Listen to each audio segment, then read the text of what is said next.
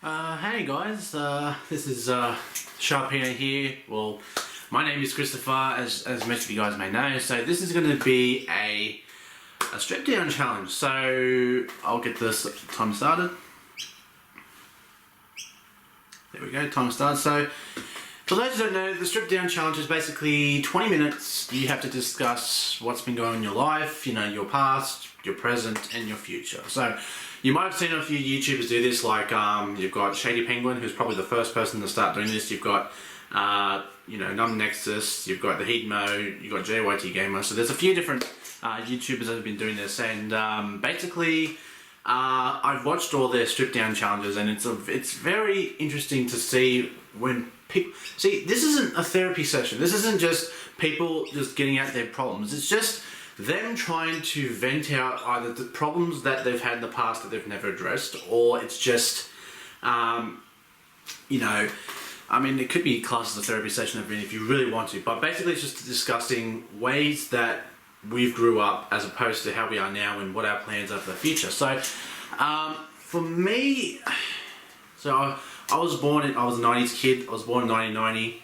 so I'm 25 now, and right now I do YouTube videos. I've got a channel, obviously you guys are on the channel, Sharpino, and I work rail safety, which I've been doing now for over 6 years. So the reason why I decided to do this channel was because basically for a number of years I've been watching a lot of people. They do YouTube channels, and you know, people they obviously get famous from YouTube. You know, Markiplier being a very good example, but not everyone tries to do it for the fame of being internet famous. And I mean, originally that was my idea, like not to the level of saying Markiplier and all that, but I just wanted to be known for something that I'm talented at, and that's gaming, because I love to game. I love to play games.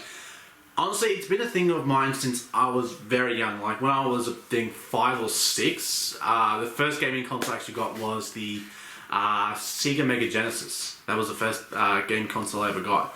And like I was playing games like Sonic the Hedgehog 2, Days Before Christmas and everything else, Alex Kidd, all the old school games. And I mean, that's why I love old games. Like, not saying I don't like the new games, but old games they're near dear to my heart. Like I have an appreciation for the history of gaming from where it started to where it is right now. Like, that's why I appreciate Nintendo a lot, because Nintendo, they re-release all the old games onto the newer platforms so that old gamers, vintage gamers like myself, can start playing all those old games. You know, like, you know, they're starting to release 64 games on the Wii U, which I thought was absolutely amazing, because 64 is one of my favourite consoles of all time. But we'll try and stay away from the gaming for a second, and I'll just discuss to you my upbringing. So, with me, when I was in primary school, I was a pretty popular kid. I was not like the jock or anything. I mean, I was always the big kid, but coming up towards the end of primary school, I had a lot of friends. We used to play handball all the time. It was pretty awesome. I'd say one of my fondest memories was going to primary school, just because, you know, of all the kids and all that there. High school was a little bit more difficult because obviously, you know, people are becoming more level-headed. Sometimes, you know, high school is a bitch. I will say that right now. High school is a bitch. Like, I was the nerdy kind. I was the nerdy guy, and everyone used to always make fun of me. And to the point where, this is pretty sad, but every year I had a different friendship group, because I would remove myself from them if they weren't doing something I wanted to do, which was wrong with me to do. Because back then, you know, when we started year 7, I wanted to keep playing handball, and everyone wanted to play football. And I personally don't like football, just playing football, not watching football. I like watching football, but not the European football. I mean, like NRL in Australia, in a National Rugby League, which is like, it's like NFL, but no shoulder pads, and there's different rules and everything else. But back to this. So basically, I didn't have the aggression to play the game, and I was just like, I want to get involved in that. So I wanted to play handball, and every year I'd be with a different group that kept playing handball, which it was good, but it was bad, because I could not keep a consistent group of friends over the course of my high school years. I reckon coming toward the end of it, I had friends that were like younger than I was, and it wasn't good. Like, I was always the goody two-shoes, so to speak. And what I think it is at home and everything else, like, I won't go too much into it, but like my dad was not a big part of my life. Like my mum did everything for me.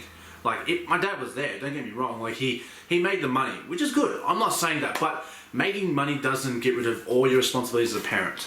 So I can thank my dad because looking at how he's raised us, I know some of the things that I know what to do and what not to do. So hopefully one day when I have a family and everything else, you know, I know that, you know, you do this, you don't do that, because, you know, you've got to go through good and bad times. You can't just live in the good times because you won't know how to interpret the bad times, and you have to have bad times so you can appreciate the good times. You got to have a bit of both. So with this, yeah, like my mum, she has been everything to me. Like I love my mum near and dear to my heart. Like if something happened to her, I would not know how to progress with life, because she is such a big part of who I am, and she's helped me become this person. Now, coming towards the end of high school, I was going to go to university. I got an offer to go to university to do primary school teaching at a university in Bankstown. But my dad actually talked me into doing rail safety. He goes, you know, I wanted to be a primary school teacher, and he goes, you know, those people, they're always on strike for a reason. They're not making enough money. They've got to deal with kids' shit. It's not good enough. I thought about it. I was just like, he has a point. Like, teachers are so underpaid. Like, teachers' jobs are so important, but man, especially for a guy to be in the teaching industry, oh, it would be terrible, absolutely terrible. So he goes, look, do this rail safety job for about a year or two, have some money behind you, because I mean, it is a good paying job. And he goes, if you want to go ahead and do your teaching and all that, at least you've got something to back you up. And I agree with him. I said, like, that's a fair point. Like my dad, even though at first when we were living together, we didn't get along, after my parents divorced when I was 18, he actually became more part of my life than he was in my first 18 years. Which I know sounds weird, but like I actually have a better relationship with him now than I did before. And I think it's because he's lost that 24-hour access, and he actually treats me like an adult, not like a kid, which I think was a big difference with that. So I started doing the job. I did all the courses, all the qualifications, all the assessments and everything else, and I finally started doing rail safety in June of 2009. So I've been doing it now for over 6 years, well over 6 years. And it's a good job. I mean, look, you have your good jobs, you have your bad jobs, you have your jobs where I can, you know, do nothing and just play on my DS, or you have jobs where you're out there on track. You got to put protection out, you got to be out and about. So for those that don't know, basically what my job is, and I mean a lot of people do it here in Australia, and I mean all around the world there'll be some sort of rail safety kind of people, but what we do is whenever construction work goes on track or near the track, we're there to enforce the protection and the safety of the workers and the work site. So for example, they're going to be digging a large hole. We would outline, okay, well first off, don't get near the tracks, that's just the main thing. Then you've got you have to make sure that you wear the proper protective equipment like helmets, glasses, your steel cap lacy boots and all that. And I love to talk, like I like talking to people. The only problem was, because I started and I was so young and everyone was like a lot older than I was, I used to get shit on at work when I first started because I'm the new guy, and also because I'm the young person, so they could just chuck shit on the young guy. So the first year was actually, it was hard getting used to, because I mean I was getting used to, you know, making the money and all that, and that's when I did put on a bit of weight. Like when I first started the job, I was just over 100 kilos, and after 1 year I put on a massive 20 kilos, and like, you know, and my dad and us, first year he said some things that really he shouldn't have. I mean, he was trying to say something, but it came out the wrong way, and we didn't talk for about a year. And after that, we started working together again, and we started to work on a relationship and everything else, and we've actually got, like I said, a better relationship now. So then a couple of years down the line, I was a bit depressed. Like I've only had 2 relationships in my life, and the one relationship I had was when I was 21, and that lasted 2 months, and we just broke it off because she was in year 12. And the most recent relationship was actually a couple of months ago, and I broke it off because just location. She lived in another state. She lived in Victoria, and I lived here in New South Wales. So we did meet up in New South Wales because we both worked together, but then she wanted to quit a job and not come back. And I was just like, well, it's not going to work, because I'm not going to ask you to come down when you've got no job, and I'm not going to keep coming down because it just puts more pressure on me. If I had stronger feelings for her, I might have been willing to put in the effort, but it just wasn't that way. So at the moment I'm single, and look, I mean, it's not to say that I'm disappointed about it. I mean, I'm still young. I'm only 25. You know, you got a lot of people that they get married. I've got a lot of people in my family that are younger than I am. They're already engaged, and all this shit. And it does bother me a little bit, just because I feel like I'm a good person. I deserve happiness like they do. But that's envy. I don't want to be envious of people. I just want to be happy for people. Like I was at a worse place. I'm in a better place now than I was last year. Let's put it this way. Last year was 140 kilos. That's just probably a big one. And I was a depressed person. Like I would get angry at seeing couples happy together. Like that's just how bad I was. It was just, I couldn't be happy for them, but I was angry at them being together. Like it's a very bad way to look at things, because you can't be angry at people for being happy, because first off, it doesn't make you look like a better person, because if people pick up on your hostility towards happiness, people are going to start turning away from you. And about 6 months ago, I started to do walks, which I actually think I need to get back into doing. I used to do walks every morning before I went to work, and I would do a strict diet, and after 3 months I lost 22 kilos, which is absolutely amazing. I do preface that, I mean, I've still got like weight to lose. Like I'm not a small guy by any means, but I mean I could still lose a bit of weight if I really wanted to get back into it, the walks and everything else. Lose probably another 10-15 kilos, and I'll be happy with that, because I mean I'm a pretty tall guy. I'm like almost 6 foot, so for me to be around 100 kilos and be 6 foot, it's pretty healthy, even though your BMI says that, which I think is a lot of bullshit. But yeah, like with life and everything else, like last now 5 months I've been dedicating my time to doing work and doing this channel. And recently I've been starting doing work a bit long distance from where I am. It's about a 5-6 hour drive to where the work is. So I would spend the week there and then come home. As you guys would have noticed, the gaps in my videos and everything else is because of that. But what it is I really just want to try to make content. Like if I could get an opportunity to, you know, talk and meet the people that, you know, are more well known in the Pokemon universe, in YouTube universe I should say, I could be happy with that, because I mean it's difficult for me because I'm Australian, first off, not being racist to Australians, but because the majority of the Pokemon YouTube part of it is the American Eastern Standard Time, and we're Australian Eastern Standard Time. Obviously we have difficulties in obviously aligning. Like if I was to do a collaboration with someone, obviously making time between my work and then, you know, using my things at home. So it's just a bit hard for me, because I'm trying to, well, first off, make a name for Australians, because I mean, not just Americans, Europeans are entitled to do any kind of YouTubing and everything else. I feel Australians have just as much as a right as pretty much any other person. I mean, you could be from Africa, you want to do YouTubing, and I would have no problem with that, because I could appreciate the effort you're putting into it. So I mean, I've been doing it now for about 6 months. I have between 70 to 71 subscribers. The last couple of days has been bouncing back and forth, but it's okay. Like I'm okay with doing YouTube videos on a smaller basis. Obviously, you know, the first few episodes have come out already, and we haven't obviously hit the like goals, which is okay. I'm not upset by that at all, because it's just like, it just means I just have to keep doing the videos at a certain pace. I mean, obviously, I look at other YouTubers that've got like, you know, 20,000, 30,000, 70,000 subscribers, and they do 4 or 5 times the amount of videos I do. So it's not to say that, I mean, I've only done just over 100 videos. Now a lot of people be doing like 400, 500, 700 videos, 600 videos, and they're still at that level. Which isn't to say they love to do what they do, and I love doing this. Like I love making YouTube content for you guys, because what it is for me, it's personal satisfaction that if you guys enjoy what I'm doing, and I love to do stupid things behind the camera and everything else. Like I've eaten chilies, and now I'm doing shots with this new shot lock that I'm doing and everything else. And yeah, like what more could be said? Going back to my life and everything else, away from the gaming and everything else. I don't want it to be too focused on gaming.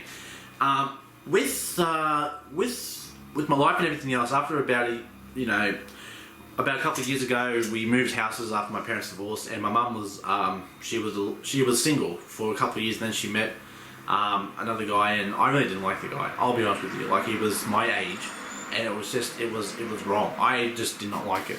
And then sure enough, my mum had the common sense to break it off with him. And then she met someone else who was a bit older than I am, but like she has been I can't talk. She's been happier now with this guy than she has ever been, and that's the most important thing to me. Is that everyone in my family is happy with what they're doing. If they have any problems and want to come to me and talk about it, I want to help people.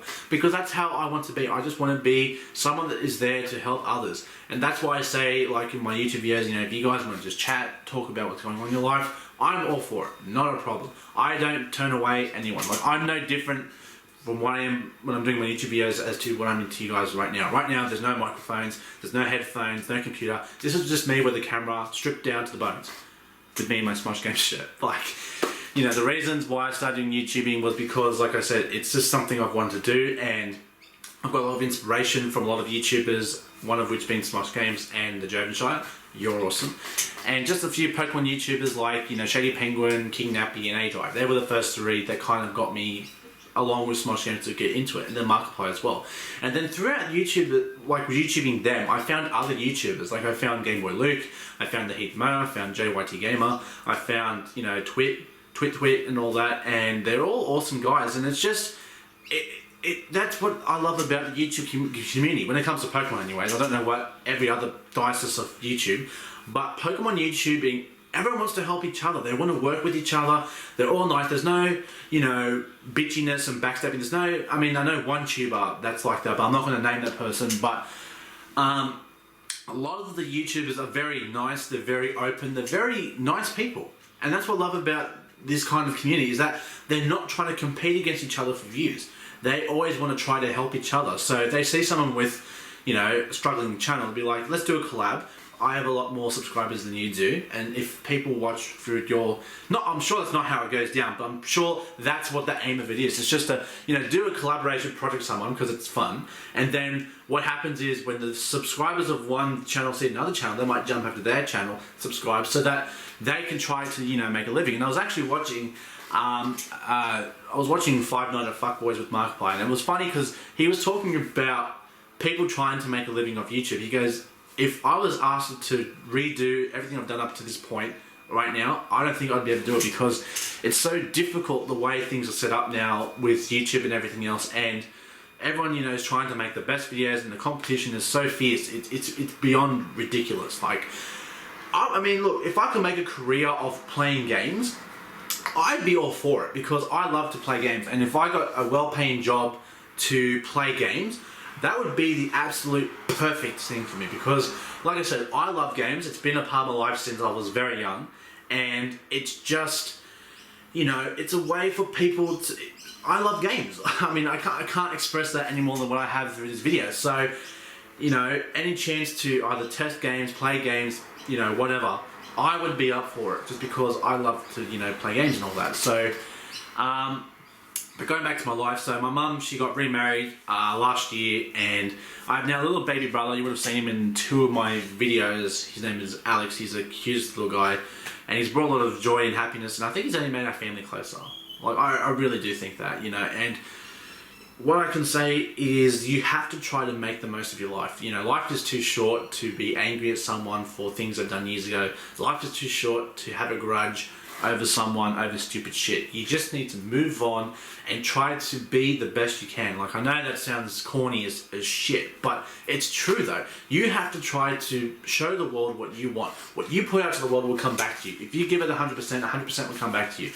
Even though it doesn't show you 100% of the time, it eventually comes to you in some way.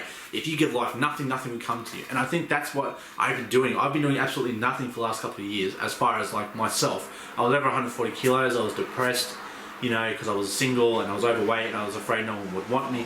And now I'm about 20 kilos lighter, and I still believe someone is out there for me. And I'm sure, you know, if you guys are struggling with that concept as well, there is someone for you out there. You just have to go out there and look for it. Like, I'm not much of an outgoing person, I won't lie. Like, I'd rather be at home than be at a club. I hate clubs. But if you find yourselves a good group of people and you eventually find the person that you know you want to be with, you have to try to make the effort, because if you don't make the effort, you're never going to know how it's going to play out.